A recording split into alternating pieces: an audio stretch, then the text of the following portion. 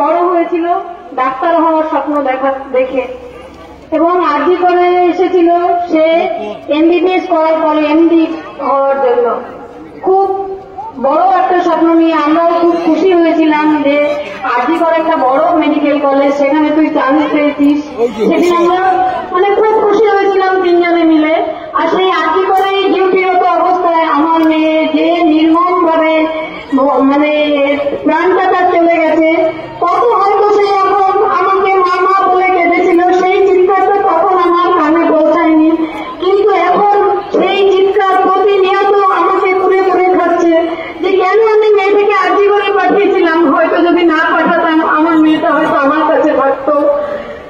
এই প্রশ্নের উত্তর হয়তো আমি সবসময় নিজের কাছেই খুঁজছি, কিন্তু আজকে এত লোক আমার পাশে দাঁড়িয়েছে, এটাই আমার সব থেকে বড় শক্তি যে আমার মেয়েটা হয়তো চলে গেছে, আমি লক্ষ লক্ষ মানুষ, আমার ভাই বোন, বন্ধু বান্ধব সবাইকে পাশে পেয়েছি।